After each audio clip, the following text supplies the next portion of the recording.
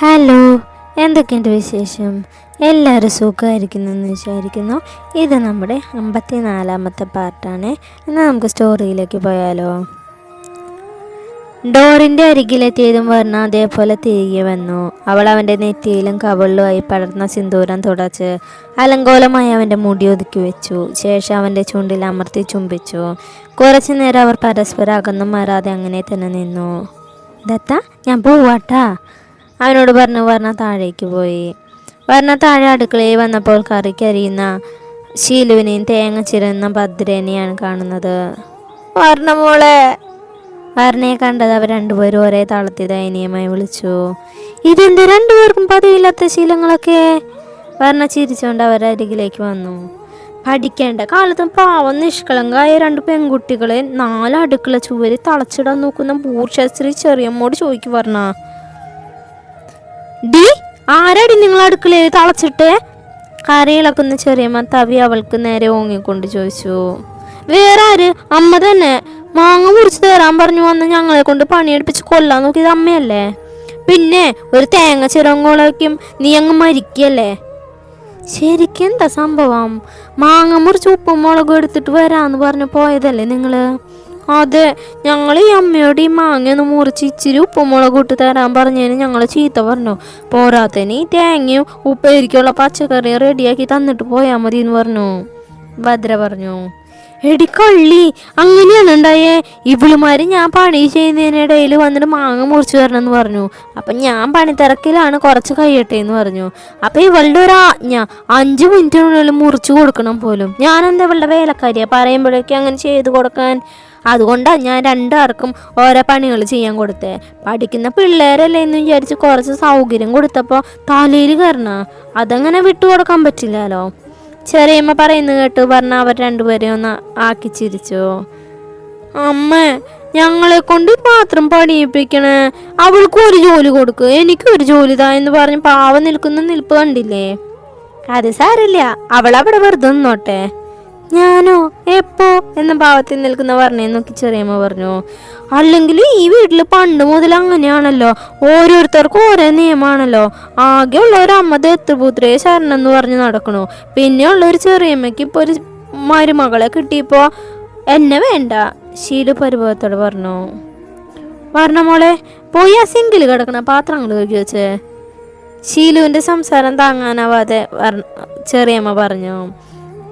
വർണ്ണ ശീലുവിനെ നോക്കി ഒന്ന് കണ്ണൂറ്റി പാത്രങ്ങൾ കഴുകാൻ തുടങ്ങി. അത് കണ്ട് ഭദ്രനും ശീലും പൊട്ടിച്ചിരിച്ചു. നല്ല പുളിയുണ്ടല്ലേ? വർണ്ണ മാങ്ങ വായിലേക്ക് ഇട്ടതും ചുളിച്ചു, മുഖം ചുളിച്ചു. പണികൾ കഴിഞ്ഞ അടുക്കളയിലെ വുഡൻ ഡൈനിങ് ടേബിളിലിരുന്ന് മാങ്ങ കഴിക്കുകയായിരുന്നു ശീലവും ഭദ്രനും വർണ്ണയും. ശീലവും ഭദ്രനും ചെയറിലും വർണ്ണ ടേബിളിനും മുകളിലുമായാണ് ഇരിക്കുന്നത്. ചെറിയമ്മയെ അന്വേഷിച്ചു വന്ന മാലതി അമ്മായി ഇത് കണ്ട് അവരുടെ അരികിലേക്ക് വന്നു. ഇതെന്താ മാങ്ങ തിന്നാൻ? നിങ്ങളെന്താ പ്രഗ്നൻ്റ് ആണോ എന്നല്ലേ അമ്മായി ചോദിക്കാൻ വരണേ? മാലതി പറയുന്നതിനിടയിൽ കയറി ശീലി ചോദിച്ചു. അതിന് മാങ്ങ തിന്നാൻ പ്രഗ്നൻ്റ് ആവണമെന്നൊന്നും ഇല്ല അമ്മായി. ഇതൊക്കെ പണ്ടത്തെ സീരിയൽ ഡയലോഗാ, മാറ്റി പിടിക്കാം അമ്മായിയെ, ഭദ്ര പറഞ്ഞു. ദേ പിള്ളേരെ, കുറച്ച് ദിവസമായിട്ട് നിങ്ങളെ നാവിന് കുറച്ച് നീട്ടം കൂടുന്നുണ്ട്. മര്യാദയ്ക്ക് ഒതുങ്ങിക്കോ. ദേ ഇവളെ കണ്ടിട്ടാണ് കളിക്കുന്നതെങ്കിൽ അത് വേണ്ട. അവൾ ഈ തറവാട്ടിൽ അധികം കാലം വാഴില്ല, ഞാൻ വാഴിക്കില്ല. ദേ പെണ്ണും പിള്ളേ, ഒരു കാര്യമില്ലാത്ത കാര്യത്തിന് എൻ്റെ മക്കട്ട് കയറാൻ വന്നാണ്ടല്ലോ. നിങ്ങൾ എൻ്റെ നീ സ്വഭാവം കാണും. കാരണം മാലതിക്ക് നേരെ കൈ ചൂണ്ടി പറഞ്ഞു. ഡി, ഇതിനുള്ള മറുപടി ഞാൻ പറയണില്ല, പ്രവർത്തിച്ച് കാണിച്ചു തരും. മാലതി ഭീഷണി സ്വരത്തിൽ പറഞ്ഞു ഗ്യാസ് സ്റ്റവിനരികിലേക്ക് വന്നു. പാത്രങ്ങളിലായി വെച്ചിരിക്കുന്ന കറികളിലെല്ലാം ഉപ്പും മുളകും നോക്കാണ് കക്ഷി. എങ്കിലും കണ്ണും കാതും മറ്റും 3 പേരെയും നേർ കാണാം. എനിക്ക് വേണ്ടാട്ടോ ഇത്, എന്തൊരു പോളിയാ. വർണ്ണ മാങ്ങ തിരിച്ച് പാത്രത്തിലേക്ക് തന്നെ ഇട്ടു. അതൊന്നും പറഞ്ഞാൽ പറ്റില്ല. നീ മാങ്ങ വേണമെന്ന് പറഞ്ഞ വാശി പിടിച്ച കാരനല്ലേ ദത്തേട്ടൻ നിനക്ക് വേണ്ടി മാങ്ങ കൊണ്ടുവന്നേ.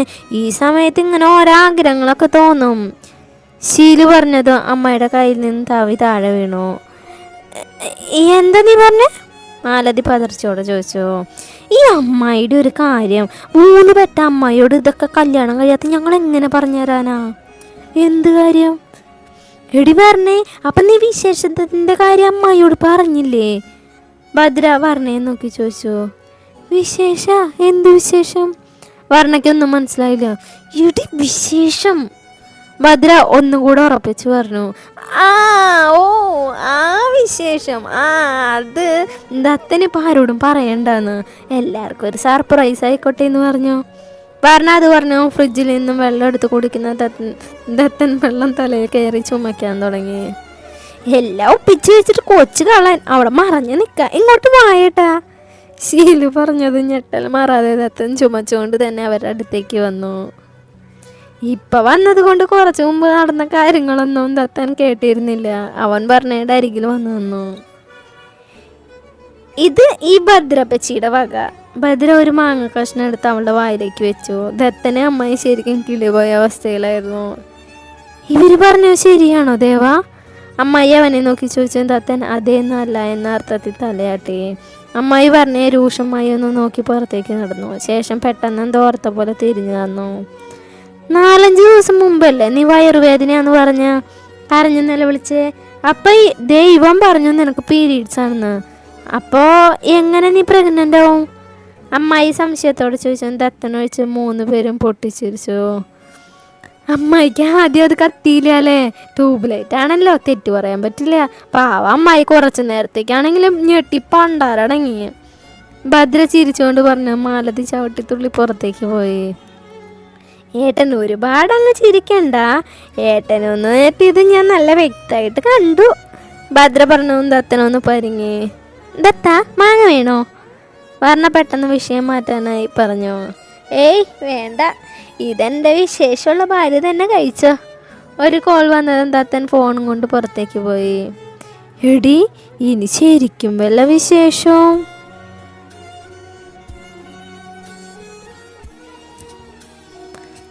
നിന്നെ ഞാനിന്ന് പറഞ്ഞ ശീലുവിനെ തല്ലാനായി പിറകെ ഓടി. കൂടെ ഭദ്രയും. 3 കൂടെ നേരെ ചെന്ന് വെട്ടത് മുത്തശ്ശിയുടെ മുന്നിലാണ്. നിങ്ങൾക്ക് പഠിക്കാനൊന്നുമില്ലേ? മുത്തശ്ശി ഭദ്രയും ശീലുവിനോട് നോക്കി ചോദിച്ചു. ഉണ്ട് മുത്തശ്ശി, പോവാ. അത് പറഞ്ഞ അവർ റൂമിലേക്ക് നടന്നു. അവിടെ നിന്നേ, നിങ്ങൾ റൂമിലേക്ക് പോക്കോ. അവർ 2 പേരും വർണ്ണയെ ഒന്ന് നോക്കി റൂമിലേക്ക് പോയി. നിങ്ങളുടെ കല്യാണം കഴിഞ്ഞിട്ട് എത്ര മാസമായി? 2 മാസം.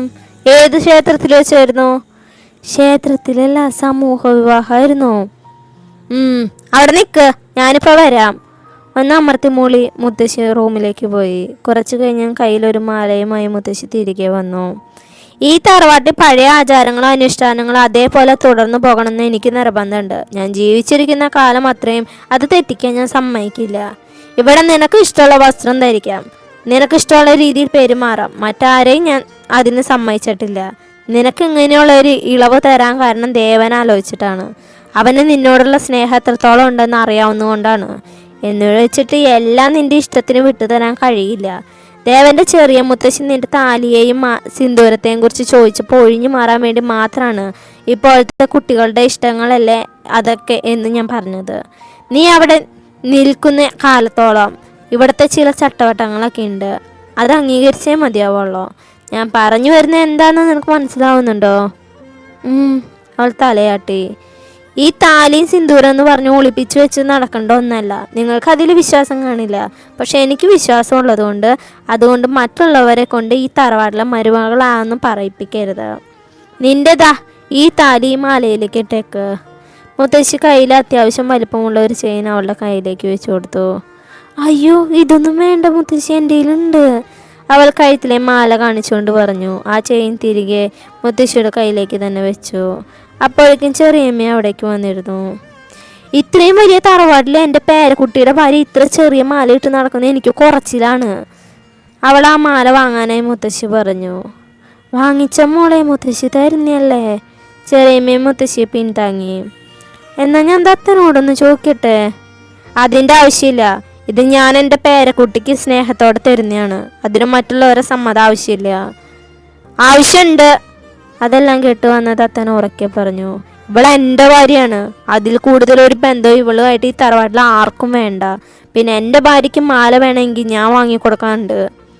ദേവാ, മുത്തശ്ശി വിളിച്ചു. ദേവനല്ല, ദേവദത്തൻ. എനിക്ക് ഇവൾക്ക് ഈ തറവാട്ടിലെ ചില്ലി കാശ് പോലും വേണ്ട. ഇവളുടെ ആവശ്യങ്ങൾ നടത്തി കൊടുക്കാൻ ഞാൻ നല്ല അന്തസ്സായിട്ട് ജോലി എടുക്കുന്നുണ്ട്. ഇവൻ ദേഷ്യത്തിൽ ഇങ്ങനെ ഓരോന്ന് പറയും. മോളെ ഒന്നും കാര്യാക്കണ്ട, മുത്തശ്ശി സ്നേഹത്തോടെ തരുന്നല്ലേ, ഇത് വാങ്ങിക്ക്. ചെറിയമ്മ പറയുന്നത് കേട്ട് പറഞ്ഞ ദത്തനെയും മുത്തശ്ശിയും മാറി മാറി നോക്കി. ദത്തൻ്റെ മുഖത്ത് ദേഷ്യമാണെങ്കിൽ മുത്തശ്ശിയുടെ മുഖത്ത് പ്രതീക്ഷയായിരുന്നു. വാങ്ങു മോളെ. സോറി മുത്തശ്ശി, എനിക്ക് വേണ്ട, അവൾ തല താഴ്ത്തിക്കൊണ്ട് പറഞ്ഞു. അവൾക്ക് വേണ്ടെന്ന് പറഞ്ഞു കേട്ടില്ലേ, ദത്തൻ പറഞ്ഞു. നീ അതിനെങ്ങനെ നോക്കി പഠിപ്പിച്ച് അവളെങ്ങനെ വേണമെന്ന് പറയാ? നിന്റെ വാശി നീ വെറുതെ അവളുടെ മേലെ അടിച്ചേൽപ്പിക്കാൻ നോക്കല്ലേ ദേവാ. ചെറിയമ്മ ചെറിയ ദേഷ്യത്തോടെയാണത് പറഞ്ഞത്. ആണോടി, എന്നെ പേടിച്ചിട്ടാണോ നീ വേണ്ടാന്ന് പറയാൻ പറഞ്ഞേ? ആണോടി പറയാൻ, ദത്തൻ അലറി. അല്ല, എനിക്ക് നിന്നെ പേടിയൊന്നുമില്ല. ഞാനെന്തിനാ നിന്നെ പേടിക്കണേ? ശരിക്കും എനിക്ക് വേണ്ടാത്തോണ്ടാ, അവൾ നിഷ്കളങ്കമായി പറഞ്ഞതും മുത്തശ്ശിയും ചെറിയമ്മയും ചിരിച്ചു. ദത്തനാണെങ്കിൽ അവളുടെ പറച്ചിൽ കേട്ട് ആകെ ചമ്മി നാറിയൊരു പരിവായി. വാ. ദത്തൻ അവളുടെ കൈ പിടിച്ച് വലിച്ച് റൂമിലേക്ക് നടന്നു. സ്റ്റെയർ കയറി പോകുന്ന വഴി പറഞ്ഞ മുത്തശ്ശി ഒന്ന് തിരിഞ്ഞു നോക്കി. മുത്തശ്ശി സാരല്ല എന്ന രീതിയിൽ അവളെ നോക്കി ഒന്ന് പുഞ്ചിരിച്ചു. ദത്തൻ അവളെ പിടിച്ച് വലിച്ച് റൂമിലേക്ക് കൊണ്ടുവന്നു. ശേഷം ഡോർ ലോക്ക് ചെയ്തു. നീ എന്തു പണിയാടി കാണിച്ച്? അവരുടെ മുന്നിൽ വെച്ച് നീ എന്തിനാ എന്നെ അങ്ങനെ പേടിയില്ല എന്ന് പറഞ്ഞേ? ദത്തൻ പല്ല് കടിച്ചുകൊണ്ട് ചോദിച്ചു. പിന്നെ ഞാനെന്തു പറയണം? എനിക്ക് നിന്നെയല്ല, നിനക്കെന്നെയാണ് പേടിയെന്നോ? ഈ താടി മീശയും ഈ മസിലും ഹൈറ്റൊക്കെ ഉണ്ടെങ്കിലും ഭാര്യയെ പേടിയാന്ന് അവരോട് പറഞ്ഞാൽ നിൻ്റെ ഉള്ള വില കൂടെ പോവെന്ന് കരുതിയാ ഞാനൊന്നും മിണ്ടാതിരുന്ന്. എനിക്ക് നിന്നെ പേടി പോലും. കാരണം പൊച്ചത്തോടെ ബെഡിൽ വന്നിരുന്നു. നീ എന്താടി ഇങ്ങനെ? ഒന്നില്ലെങ്കിലും ഞാൻ നിന്റെ ഭർത്താവല്ലേ, പേടിയില്ലെങ്കിലും മറ്റുള്ളവരുടെ മുന്നിൽ പേടിയുള്ള പോലെ ഒന്ന് അഭിനയിച്ചൂടെ? പിന്നെ ഒന്ന് പോയേ, ഒരു വലിയ ഭർത്താവ് വന്നിരിക്കണു. പറഞ്ഞത് പറയലും ദത്തൻ കാറ്റ് പോലെ വന്ന് അവളെ ബെഡിലേക്ക് മറിച്ചിട്ടത് ഒരുമിച്ചായിരുന്നു. എന്താടി നിനക്കെന്നെ ഒരു പുച്ഛം? നിനക്കെന്നെ പേടിയില്ല അല്ലേ? പേടിപ്പിച്ചിട്ട് തരട്ടെ ഞാൻ. ദത്തൻ അവളുടെ മുകളിൽ ഇരു കൈകളും കുത്തി നിന്നു. വേറെ ഒന്ന് പതറിയെങ്കിലും അത് മറച്ചു വെച്ച് അവനെ ഒന്ന് പുച്ഛിച്ചു. അത് കണ്ട് ദത്തൻ അവളുടെ കഴുത്തിലേക്ക് മുഖം ചേർത്തു. അവളൊന്ന് വിറച്ചുവെങ്കിലും പിന്നീട് ഒന്നും മിണ്ടാതെ കിടന്നു. ദത്തൻ അവളുടെ കഴുത്താകെ മുഖം കൊണ്ട് തഴുകിയെങ്കിലും പറഞ്ഞ കണ്ണുകൾ ഇറുക്കി അടച്ചു കിടന്നു. അപ്പം നിനക്കെന്നെ പേടിയില്ല അല്ലേ? ദത്തൻ അത് പറഞ്ഞ് അവളുടെ നെറ്റിയിലെ വിയർപ്പ് കൊണ്ട് തൻ്റെ ചൂണ്ടുവിരൽ കൊണ്ട് തുടച്ചു. ശേഷം പതിയെ അവളുടെ മുഖത്ത് കൂടെ വിരലോടിച്ച് അവളുടെ കഴുത്തിലൂടെ തഴുകിയിറങ്ങി അവളുടെ വയറിൽ വന്നു നിന്നു. അവൻ്റെ കൈ പതിയെ അവളുടെ ടോപ്പിനുള്ളിലൂടെ അണിവയറി സ്പർശിച്ചതും അവൾ ഞെട്ടി കണ്ണു തുറന്നു. വേണ്ട ദത്ത, വേണം ദത്ത, അവൾ ഒരു പ്രത്യേക താളത്തിൽ പറഞ്ഞ് അവളുടെ ടോപ്പ് ഉയർത്തി അണുവയറി മുഖം ചേർത്തു. അവളുടെ അമർത്തി ചുംബിച്ചു. മതി മതി ദത്ത. അയ്യടാ, അല്ലെങ്കിൽ ഇത്രയേ ഉള്ളൂ. അത് പറഞ്ഞ ദത്തൻ അവളുടെ ടോപ്പ് ശരിയാക്കി അവളുടെ മാറിൽ തലവെച്ച് കിടന്നു. അല്ല, നീ ഇപ്പോൾ എന്താ എന്നും പട്ടുപാവാടാ? ഇത് നിനക്ക് ഇഷ്ടമല്ലല്ലോ. അവൻ എന്തോ ഓർത്ത പോലെ തല അല്പം ഉയർത്തി അവളെ നോക്കി ചോദിച്ചു. അത് പിന്നെ പറഞ്ഞാകെ തപ്പി തടഞ്ഞു. അത് പിന്നെ ദത്തൻ അവളുടെ മേലിൽ നിന്ന് എണീറ്റ് ബെഡിലിരുന്നു. ശേഷം പറഞ്ഞ് എണീപ്പിച്ച് തനിക്ക് നേരെ ഇരുത്തി. പറയ്, അത് പിന്നെ? അത് എനിക്കിപ്പോൾ ഈ ഡ്രസ്സാണ് ഇഷ്ടം. നീ ആരോടെ കള്ളം പറയണേ? എനിക്കറിയാം കാരണം. എനിക്കിഷ്ടം നിൻ്റെ ആ പഴയ ഡ്രസ്സാണ്, ആ ടീഷർട്ട്. ദത്തൻ അവൻ്റെ പതിവ് കള്ളച്ചിരിയെ പറഞ്ഞു. എൻ്റെ കുട്ടി ഓടിപ്പോയി ഡ്രസ്സ് മാറ്റിയിട്ട് വാ. അവളുടെ മുഖത്തേക്ക് പാറി വീണ മുടി ഒതുക്കി വെച്ച് ദത്തൻ പറഞ്ഞു. വേണ്ട ദത്ത, ഇത് മതി, ഇതാ നല്ലത്. നീ പോയി മാറ്റുന്നോ അതോ ഞാൻ മാറ്റിത്തരണോ? ദത്തൻ അവളുടെ ഡ്രസ്സിൽ പിടിച്ച് ചോദിച്ചും പറഞ്ഞ വേഗം ബെഡിൽ നിന്ന് ഇറങ്ങി കബോർഡിൽ നിന്നൊരു ടീഷർട്ടും ഷോർട്ട് പാൻറ്റും എടുത്തു. നീ വേണമെങ്കിൽ ഇവിടെ ഒന്ന് ചേഞ്ച് ചെയ്തോ, ഞാൻ കണ്ണടച്ചിരുന്നോളാം. ദത്തൻ ബെഡ് റെസ്റ്റിലേക്ക് ചാരിയിരുന്നു പറഞ്ഞു. അയ്യടാ, അത് മോനും ബുദ്ധിമുട്ടാവില്ലേ? ഏയ്, എനിക്കെന്ത് ബുദ്ധിമുട്ട്? ഞാൻ വേണമെങ്കിൽ ഹെൽപ്പും ചെയ്യാം. പോടാ വഷള. വർണ്ണ ഡ്രസ്സുമായി നേരെ ബാത്റൂമിലേക്ക് കയറി. വർണ്ണ ഡ്രസ്സ് കയറി ഇറങ്ങുമ്പോൾ ദത്തൻ ഫോണിൽ നോക്കിയിരിക്കുകയായിരുന്നു. ഇപ്പം എൻ്റെ കുഞ്ഞു മിടിക്ക് കുട്ടിയായല്ലോ. ദത്തൻ അവളെ കൈ നീട്ടി തൻ്റെ അരികിലേക്ക് വിളിച്ചു. വർണ്ണ നേരെ അവൻ്റെ മടിയിലേക്ക് ഇരുന്ന് അവൻ്റെ തോളിലൂടെ കൈയിട്ട് അവനെ അഭിമുഖമായിരുന്നു. ശേഷം അവൻ്റെ ചുണ്ടിൽ അമർത്തി ചുംബിച്ചു. ദത്തൻ ഇരു കൈകൾ കൊണ്ട് അവളെ തന്നിലേക്ക് ചേർത്ത് പിടിച്ചു. ദത്ത, പറയടാ. ചിലപ്പോഴെനിക്ക് തോന്നും നമ്മുടെ ആ പഴയ വീട് രസമെന്ന്, നമ്മൾ മാത്രം. അവൻ്റെ നെഞ്ചിലേക്ക് തലവെച്ച് അവൾ പറഞ്ഞു. എൻ്റെ കുട്ടീനെ ആരെങ്കിലും എന്തെങ്കിലും പറഞ്ഞ് സങ്കടപ്പെടുത്തിയോ? ഇല്ല ദത്ത. പിന്നെന്താ അങ്ങനെ ഒരു തോന്നല്? അറിയില്ല. നമ്മളെന്തായാലും ഇവിടെ അധികകാലം നിൽക്കില്ലടാ. കുറച്ച് കഴിഞ്ഞ് ഞാൻ എൻ്റെ കുട്ടീനെ കണ്ട് ഇവിടെ നിന്ന് പോവില്ലേ വേറൊരു വീട്ടിലേക്ക്. അവിടെ എനിക്ക് നീയും നിനക്ക് ഞാനും മാത്രം മതി, വേറെ ആരും വേണ്ട. ദത്തൻ അവളുടെ ചുണ്ടിലേക്ക് ആദരങ്ങൾ ചേർത്തു. അവളുടെ കീഴ്ചുണ്ടിനെയും നുണഞ്ഞെടുത്തു. ദത്തൻ അവളുടെ ചുണ്ടിൽ കടിച്ചതും വേദന കൊണ്ട് അവൻ്റെ മുടിയിൽ കോർത്ത് വലിച്ചു. ഇതെന്താ നീ കാണിക്കണേ? കഴുത്തിലെ ചെയിൻ അഴിക്കുന്ന ദത്തനെ നോക്കി വർണ്ണ ചോദിച്ചു. എൻ്റെ കുട്ടിയുടെ കഴുത്തിലേ ഈ ചെയിൻ രസമില്ല, നമുക്ക് വേറെ ഭദ്രയൊക്കെ ഇടുന്ന പോലത്തെ മാല വാങ്ങാം. അപ്പം ഇതെന്തിനാ ഇനി? ഇത് നമുക്ക് കൊടുക്കാം, എന്നിട്ട് പുതിയത് വാങ്ങാം. വേണ്ട, എനിക്കിത് മതി. അവൻ്റെ കയ്യിലെ ചെയിൻ വാങ്ങാൻ വർണ്ണ ശ്രമിച്ചെങ്കിൽ ദത്തൻ അത് പിന്നിലേക്ക് മറച്ചു പിടിച്ചു. നിന്നോടല്ലേ ഇത് വേണ്ടെന്ന് പറഞ്ഞ്? എനിക്കത് വേണം. ദത്തൻ ഒരു പുഞ്ചിരിയോടെ ആ ചെയിൻ അവളുടെ കഴുത്തിൽ വെച്ച് കൊടുത്തു. ശേഷം അവൻ തൻ്റെ കഴുത്തിലെ ചെയിൻ ഒരു വർണ്ണയുടെ താലി അതിലിട്ടു. ഇതെന്തിനാ ദത്ത? അവൾ മനസ്സിലാവാതെ ചോദിച്ചുവെങ്കിലും ദത്തനൊന്നും മിണ്ടാതെ വർണ്ണയുടെ കഴുത്തിലിട്ടു. അതിൻ്റെ കൊളുത്ത് കടിച്ചു മുറുക്കി. ഇത് ഞാനിട്ട നീ എന്താ ചെയ്യാ? എനിക്കിത് മതി. വർണ്ണയുടെ ചെറിയ ചെയിൻ ദത്തൻ തൻ്റെ കഴുത്തിലായി ഇട്ടു. അത് കണ്ട് വർണ്ണ ദത്തൻ്റെ തല അല്പം താഴ്ത്തി അവൻ്റെ നെറ്റിയിലായി ഉമ്മ വെച്ചു. ദത്തൻ അവളെ ബെഡിലേക്ക് കിടത്തി. ശേഷം അവളുടെ ഇരു സൈഡിലും കൈകുത്തി നിന്ന് അവളുടെ കഴുത്തിലെ താലിയിൽ അമർത്തി ചുംബിച്ചു. എൻ്റെ കുട്ടിയുടെ കഴുത്തിൽ ഇതിങ്ങനെ എപ്പോഴും ഉണ്ടാവണം, എൻ്റെ നെഞ്ചോട് ചേർന്ന്. ദത്തൻ അവളുടെ ചുണ്ടിൽ ഒന്നുകൂടെ മുത്തി. ഉച്ചയ്ക്ക് ഭക്ഷണം കഴിച്ചു കഴിഞ്ഞ് വർണ്ണ ദർശനയുടെയും ഭദ്രയുടെയും ശീലുവിൻ്റെ ഒപ്പം പറമ്പിലൂടെ പാടത്തുകൂടെയും ഓടി നടന്നു. വൈകുന്നേരം വിളക്ക് വെച്ച് കഴിഞ്ഞത് എങ്ങോട്ട് പോകാനിറങ്ങുന്ന ദത്തനെയാണ് വർണ്ണ കണ്ടത്. എങ്ങോട്ടാ ദത്ത? അവൻ്റെ തോളിലൂടെ കൈയിട്ടുകൊണ്ട് ചോദിച്ചു. ധ്രുവിയുടെ വീട് വരെ ഒന്ന് പോയിട്ട് വരാനാടാ. അവളുടെ നെറുകിൽ തലോടിക്കൊണ്ട് ദത്തൻ പറഞ്ഞു. ഞാനും വരട്ടെ? ഇപ്പം വേണ്ട കുഞ്ഞേ, നമുക്ക് പിന്നെ ഒരു ദിവസം പോവാം. ഇപ്പം ഞാൻ ഒറ്റയ്ക്കല്ല പോകുന്നേ. പിന്നെ ദേവാ ഇറങ്ങാം. അപ്പോഴേക്കും ശ്രീ ഷർട്ടിൻ്റെ സ്ലീവ് മടക്കി വെച്ചുകൊണ്ട് താഴേക്ക് വന്നു. അവനെവിടെ? ദത്തൻ പിന്നിലേക്ക് നോക്കിക്കൊണ്ട് ചോദിച്ചു. ആര്? ശ്രീ മനസ്സിലായിട്ട് അറിയാത്ത പോലെ ചോദിച്ചു. അത് പിന്നെ പാർത്തി. ദത്തൻ ചെറിയ മടിയോട് ചോദിച്ചു. അവനിപ്പോൾ വരും, നീ അപ്പോഴേക്കും കാറെടുക്ക്. കയ്യിലേക്ക് ഈ ദത്തനെ എറിഞ്ഞു കൊടുത്ത് ശ്രീ പറഞ്ഞു. എന്നാൽ ഞാൻ പോയിട്ട് വരാടാ, വരാൻ നേരം വൈകും, അതുകൊണ്ട് ഭദ്രയുടെ മുറി കടന്നാൽ മതി, ഞാൻ വന്നിട്ട് വിളിക്കാട്ടാ. വർണ്ണ സമ്മതം എന്ന പോലെ തലയാട്ടി. വർണ്ണയുടെ കവിളിൽ ഒന്ന് തട്ടിക്കൊണ്ട് ദത്തൻ പുറത്തേക്ക് ഇറങ്ങിപ്പോയി. അവനെവിടെ? താഴേക്ക് ഇറങ്ങിയെന്ന് പാർത്തി ചോദിച്ചു. അവൻ പുറത്തുണ്ട്, നീ വാ. രാഘേട്ടൻ വന്നില്ലേ? പാർത്തി ചോദിച്ചു. ഇല്ല, ഞാൻ ചോദിച്ചപ്പോൾ വരുന്നില്ല എന്നാ പറഞ്ഞേ. ശ്രീയും പാർത്തിയും നേരെ പുറത്തേക്ക് ഇറങ്ങി. പോകുന്ന വഴി രണ്ടുപേരും വർണ്ണയെ ഒന്ന് നോക്കി പുഞ്ചിരിച്ചു. എത്ര കാലായിട്ട് അങ്ങനെയൊന്ന് കൂടിയിട്ട്? ധ്രുവി ഗ്ലാസ്സിലേക്ക് വോഡ്ക ഒഴിച്ചുകൊണ്ട് പറഞ്ഞു. ധ്രുവിയുടെ വീടിൻ്റെ ടെറസിൻ്റെ മുകളിലായി 4 പേര് ഇരിക്കുകയാണ്. ടേബിളിന് ചുറ്റുമായി 4 പേരും വട്ടത്തിലിരുന്നു. പാർത്തിയും ദത്തിനും അത്ര നേരമായിട്ടൊന്നും സംസാരിച്ചിരുന്നില്ല. ഇടയ്ക്ക് കണ്ണുകൾ തമ്മിൽ കൂട്ടിമുട്ടുമ്പോൾ ഒരു ചെറിയ പുഞ്ചിരി പരസ്പരം സമ്മാനിക്കും. ഇവനെന്താ ഫോണിൽ ഇത്ര പരിപാടി? കുറേ നേരം ആയില്ലോ ഫോണിൽ കുത്തിയിരിക്കുന്നു. ഫോണിൽ നോക്കി ചിരിക്കുന്ന പാർത്തിയെ കണ്ട് ശ്രീ പറഞ്ഞു. ഞാൻ സ്റ്റേഷനിലെ ഓരോ കാര്യങ്ങൾ ഫോൺ ഓഫ് ചെയ്ത് പോക്കറ്റിലിട്ടു. സ്റ്റേഷനിലെ കോൺസ്റ്റബിളിനോടായിരിക്കല്ലേ ചാറ്റ്? ശ്രീ ഒന്നാക്കി പറഞ്ഞു. മറുപടിയായി അവനൊന്ന് ചിരിച്ചു. എടാ എല്ലാവരും എടുക്ക്. 4 ഗ്ലാസ് മുന്നിൽ നിരത്തി ധ്രുവി പറഞ്ഞു. പാർത്തിയും ധ്രുവിയും ശ്രീയും ഒരേ ഗ്ലാസ് എടുത്തു. എന്താടാ നോക്കിയിരിക്കണേ, എടുക്ക്, ധ്രുവി പറഞ്ഞു. എടാ എനിക്ക് വേണ്ട, നീ വിളിച്ചപ്പോൾ വെറുതെ ഒരു കമ്പനിക്ക് വന്നോന്നുള്ളൂ.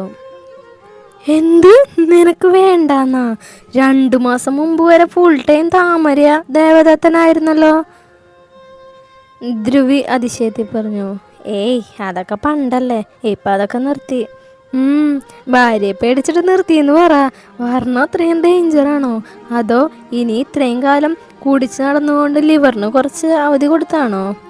ധ്രുവി പറഞ്ഞതും അവിടെ ഒരു കൂട്ടച്ചിരി ഉയർന്നു. പേടിയല്ലടാ, പിന്നെ addicted to a person was most dangerous than any drugs.